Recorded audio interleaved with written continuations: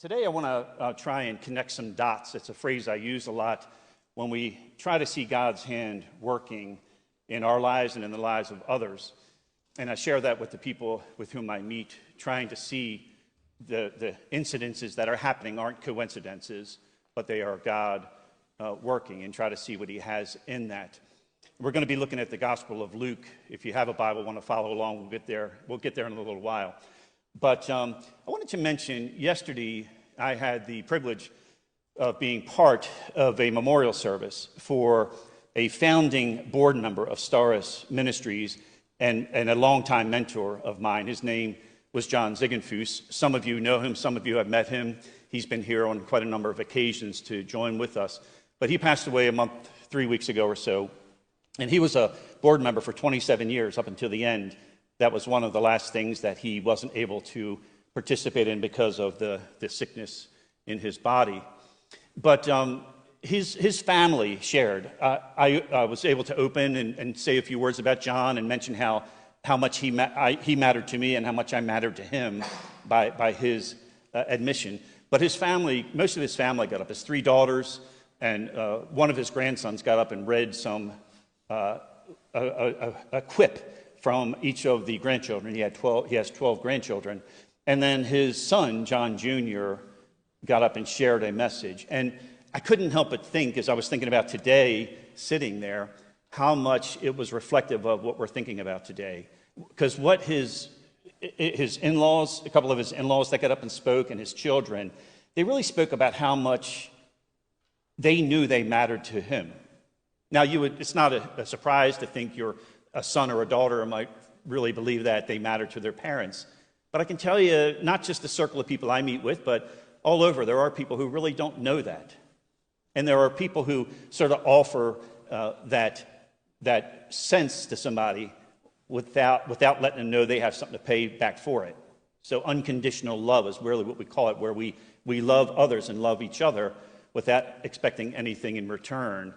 And so John, his son, got up and shared a message near the end of the service, and he related a story. He was talking out of Genesis, particularly Genesis chapter 3.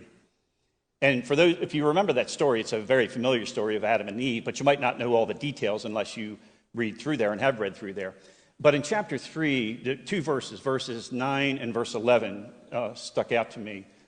And if you remember that story, Adam and Eve had eaten from the tree of the knowledge of good and evil. Therefore, sin entered the world, and God needed to do something about that, if you will. And so it says he walked into the cool of the garden in verse 9 of Genesis 3.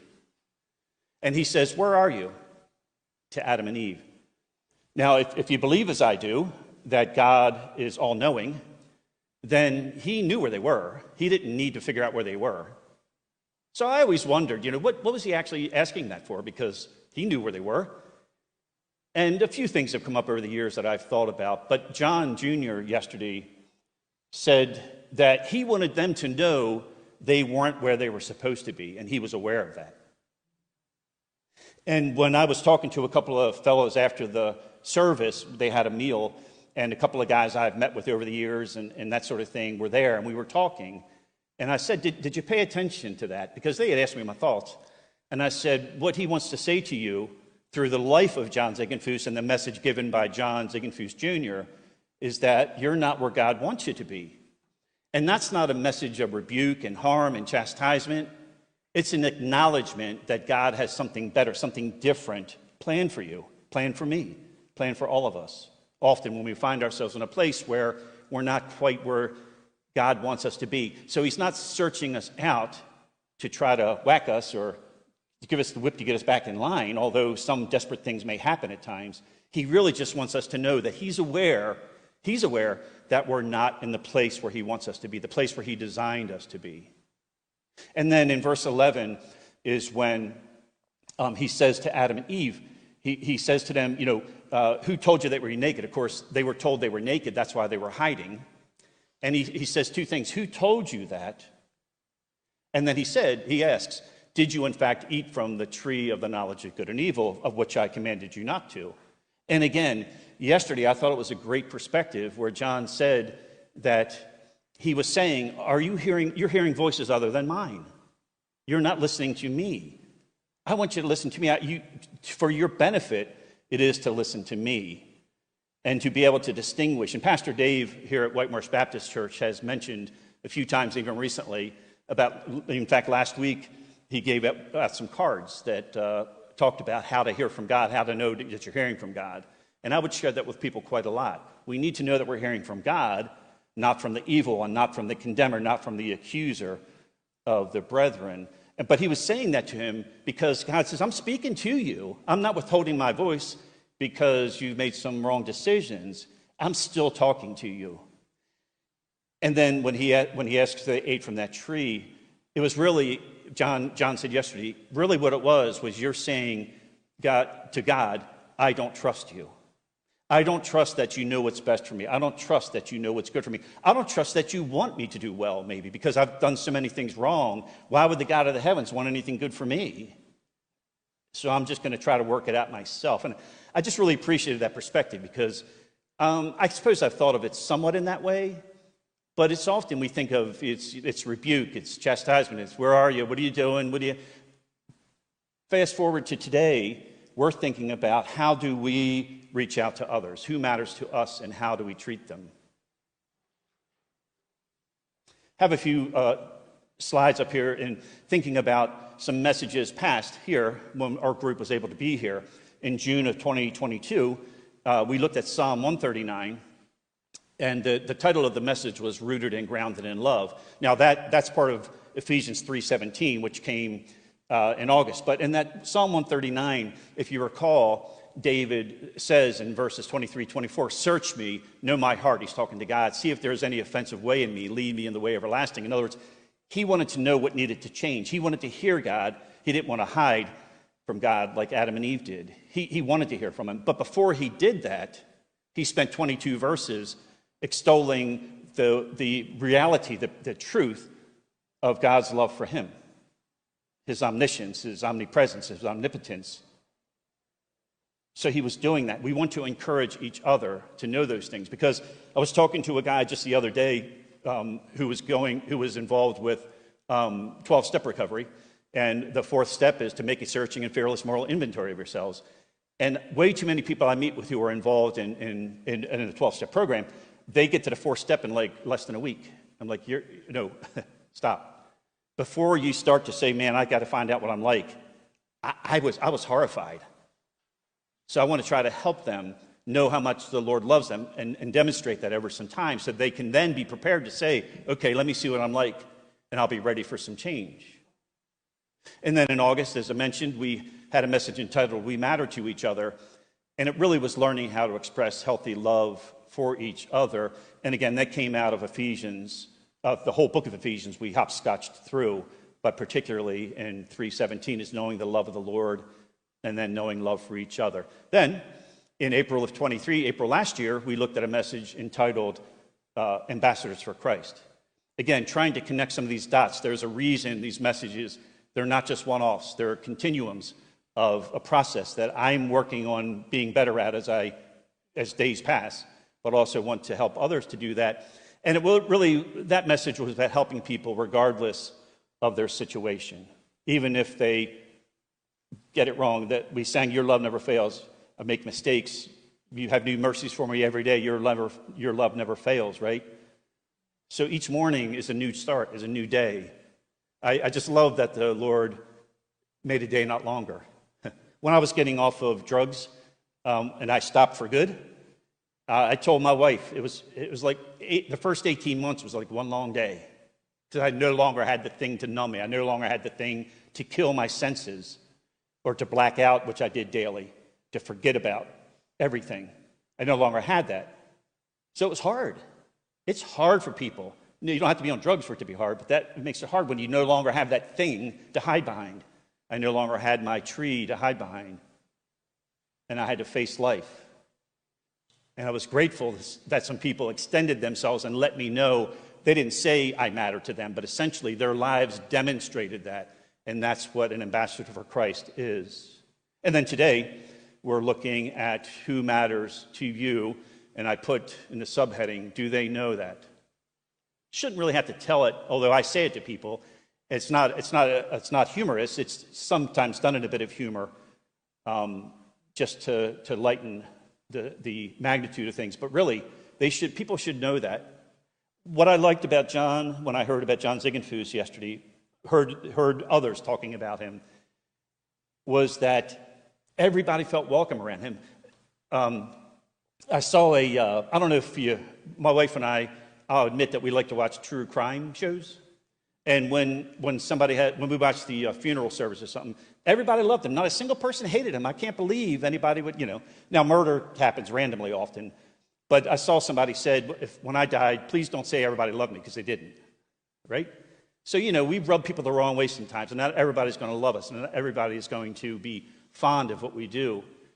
But people can see through when we genuinely don't like them, or we're genuinely bothered.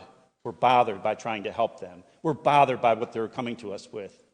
I struggle with that sometimes. It's hard. It's stressful. Life situations are. I have a few quotes to connect some dots here a little further. Pastor Dave here, White Marsh Baptist Church, most of you would have heard him say at some point that one of our goals is to nudge others towards Christ. Nudge them. Not push them, not drag them, but nudge them. Try to encourage them to want to know more about this God that we claim we love and that we do love. And then Kirk Thompson, he's a neurobiologist I read from quite a bit and have learned quite a bit from him. I just started watching a lecture series of his, and in there he says that part of what we want to do is inspire others to know more. Inspire others. I hope today that we leave this place strengthened and wanted to know more about how I can let people know that they matter to me. That's really what I want from this morning, for myself and for each of us here. That we can think about that and say, what is it that I could do better? My facial expressions, the way I say things, the way I not say things.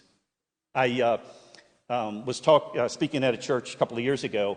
I think I've mentioned this here before, but I said something like, some people say, I'm just going to tell them what they need to hear. And I mentioned something in the message that's not a biblically endearing trait whatsoever.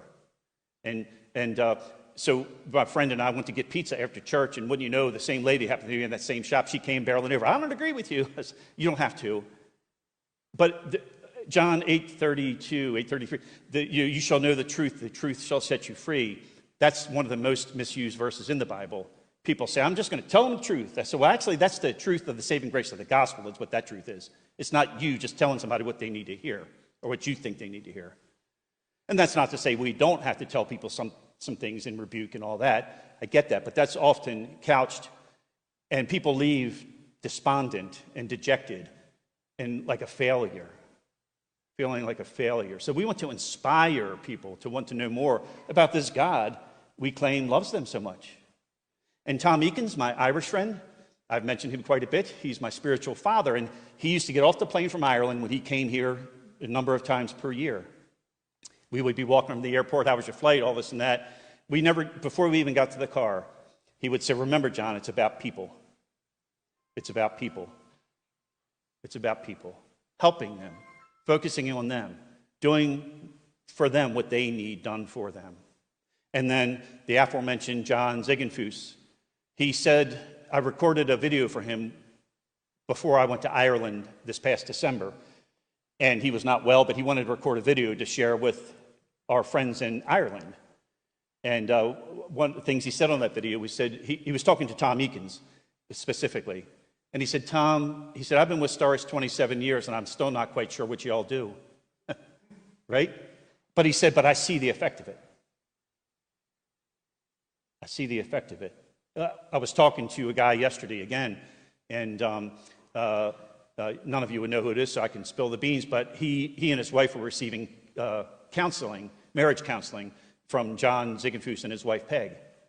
And they would show up at John's house, and Peg and the lady would take their book, and they would go out to the library to do their curriculum study.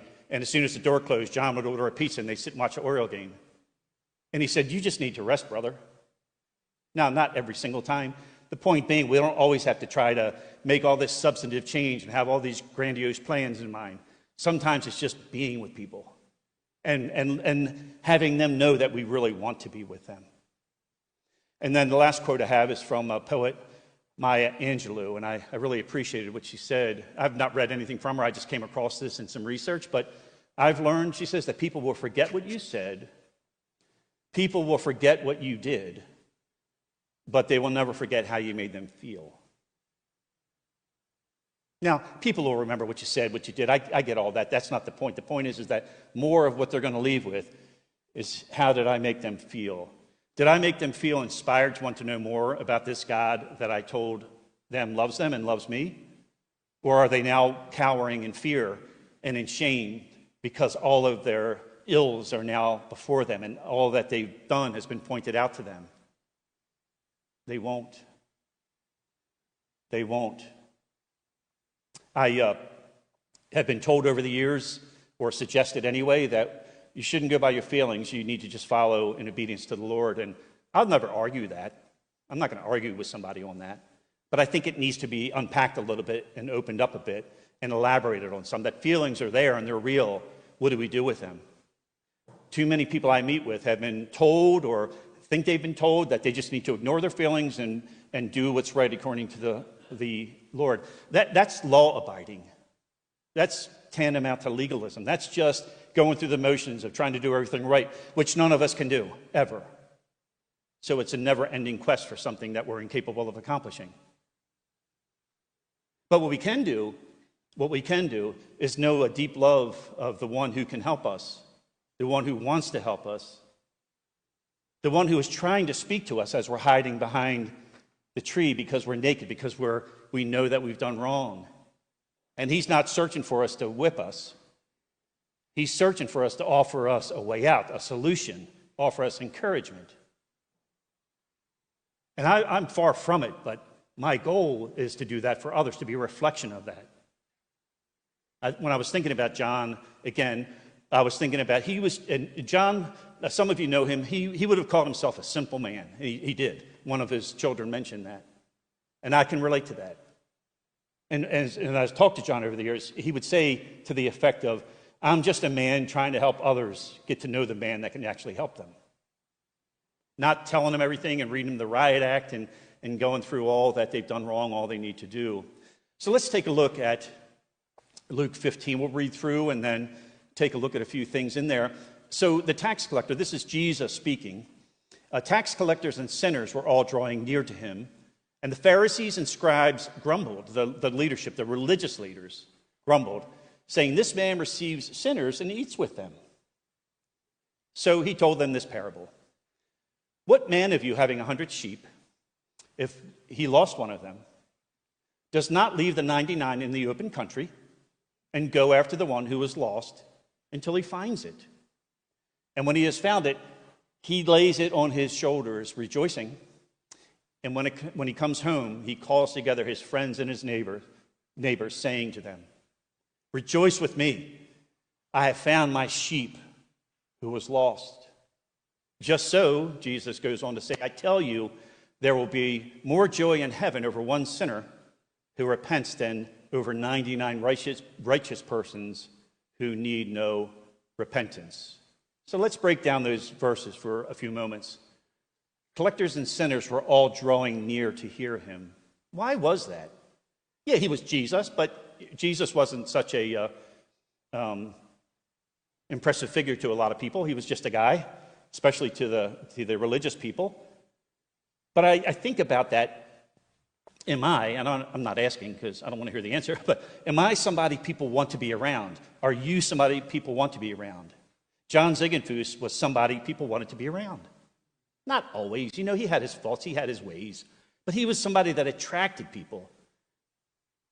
And no offense, but not by his looks, not by his stature, not by his job position. One of his children mentioned, he worked at Northrop Grumman for 40 years or something. Not a flashy job. He worked in HR. Not an impressive career accomplishment. But he wasn't trying to do that. He was trying to provide for his family. He was just trying to serve. His heart was devoted to people. And they were attracted to him and attracted to that. The place was packed. A lot of services it's at Forge Road Bible Chapel, and it's a little smaller than this building, but it was There wasn't enough seats nearly for all the folks there. A lot of people came, but they were drawn to him. The people who were doing wrong were drawn to this guy who was doing nothing wrong and had done nothing wrong. Again, I want us to be that sort of a person. It says they said to him, the Pharisees, they grumbled, saying that this man receives sinners and eats with them. In other words, the marginalized people, the folks who lost their way, people who aren't productive members of society, he spent time with them. And to whatever degree we're able, we may not be able to spend time with them necessarily, but we can help them. In the message about ambassadors for Christ, we looked at 2 Corinthians 5:17. If any man be in Christ, he's a new creation. Old things have passed away. And I mentioned in that message that I heard a man at Forage Road Bible Chapel last year saying, not only are we changed positionally, in other words, not only are we ushered into eternal life, we're taken out of the orphanage, and Jesus walks us. The chasm is far too wide, we sang. I never thought I'd reach the other side. Jesus walks us to the other side of that chasm, which is the adoptive home. But this gentleman said last year, our attitude should be changing too. And back in verse 16 of 2 Corinthians 5, it's how we see people. We no longer see them as we once did. I thank the Lord for enabling me to see through the desperate actions of people, to see the creation he has made with potential to have new life and new life in him and a good life. I was there. Many of us were. All of us were positionally, right? But not all of us may have been so off track in our behavioral patterns, but I had the full gamut. Everything was backwards. But people sat with me. So in the parable, he says this: if you had 100 sheep and you lost one, would you not leave the 99 in the open country, go after the one that is lost? Pastor Dave has mentioned gotquestions.org. It's a website I would go there quite often and have for a lot of years. And if you pull up this section in there, you'll find that they tell a really nice, simple story. And they said, say you have a family of 5 children, and you have a house fire, and it's smoky, and you're desperate, and you're trying to do what you can, and you make your way out onto the front porch or the front sidewalk, and you see 4 of your children. Would you say, well, there's one left in there, but it's just one? No. You wouldn't do that, right? I mean, no rational person would do that. Well, I still have 4 left. No. You go after the one, whatever we can do. At least be concerned with them. At least find a way to try to reach them.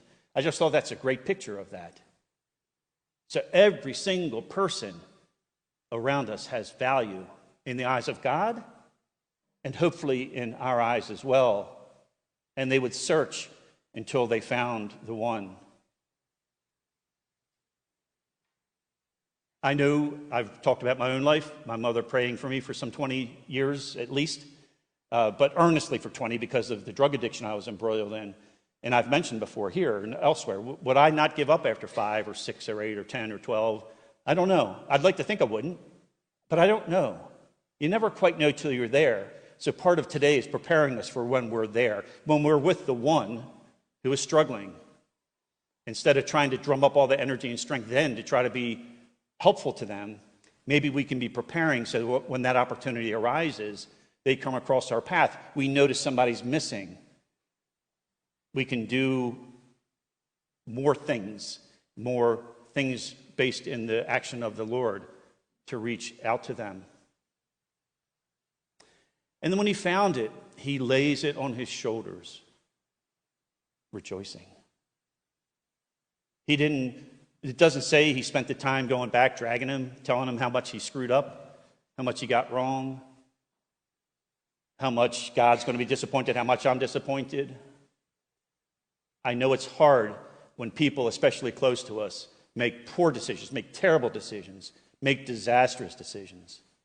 But we're supposed to be strong in the Lord if we are in him. And part of these gatherings is to keep us prepared, to prepare us and keep us prepared for this big world out there that's got a lot of problems. A lot. Helping someone. Are we rejoicing when somebody makes a turn? I could tell you story after story after story of mostly men, but some ladies that I've met with over the years. And they're just dreading going home or calling someone because they're going to get their tongue lashing. Tom Eakins used to tell a story of a lady. I'll keep it short for sake of time, but he would tell a story of a lady who had a son. He called him Johnny. I'm not sure if that was a reference to me, but the son was Johnny. And Johnny would come home drunk and on drugs, and he would be, just waiting for his tongue lashing. And he would get an earful from his mother, and he would drag up the stairs and go to bed and start all over again tomorrow. But one day he came in, and he was trying to creep up the stairs and be quiet. And, of course, he hit the one stair that creaked. And he's like, oh, no, here comes my thing again. But he had gotten used to taking his beating and just going on with it. But this was a true story Tom related of a person over in Ireland. And she said, Johnny, your dinner's in the oven. He's like, what? Why would you do that for me? I'm screwing up. I'm a wreck. Well, that's the message of the gospel. The grace of the Lord is offering help to us in spite of us being in a bad place. We read in Romans that while we were yet sinners, Christ died for us. Right? So he's rejoicing. And then lastly, it says when he comes home, he gathers his friends and neighbors together, saying to them, rejoice with me, for I have found my sheep that was lost. If you remember the prodigal son story, we've all probably heard that in part or in whole. The other brother at home was angry because he's like, I never did anything wrong, and here you're showing him all this love and grace. And, of course, there's a whole other lesson to learn from that story there. But we don't want to be the people who resent somebody that is now doing well when they haven't been doing well.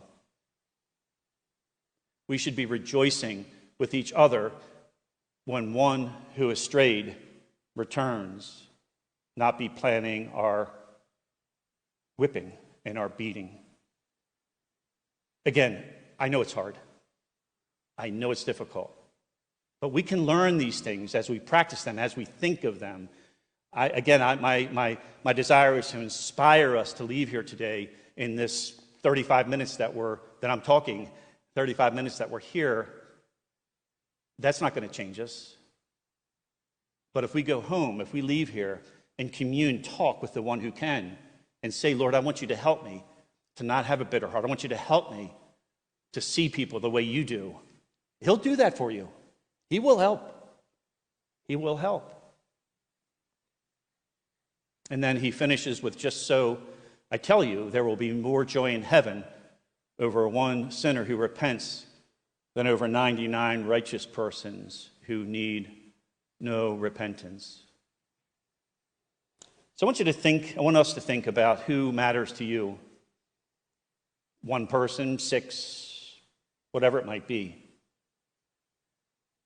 And I want to urge us, encourage us, inspire us to make it known without telling that to them necessarily. It's okay to tell them, but make it known how we interact, how we receive them, how we look for them when they're hurting, how we care for them when they return or make a turn in some way. In some way.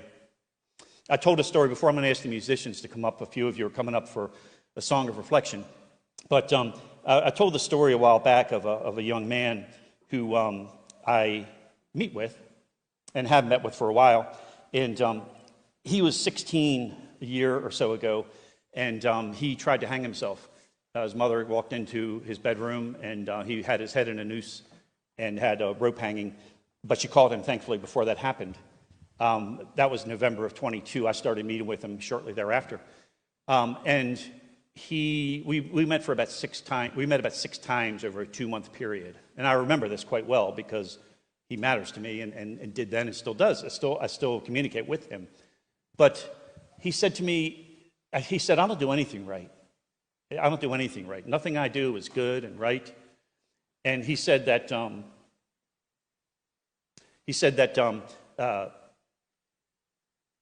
he just felt like a failure. And I said to him, I've called you 6 times in the past month and a half, and you've answered the phone every time. And I've driven here up in Harford County these 6 times, and you've answered the door, and you sat, and you've talked, and you've allowed me to share things with you, and you share things with me. I said, that's no small thing at all. I could tell you story after story of people who they just don't show up, they don't answer the phone, they want help, they don't, whatever it might be. So I say that because sometimes letting somebody know they matter is just letting them know that you're aware of the things that they're doing that are good and right and appropriate. So I want us to think about that as we leave here today.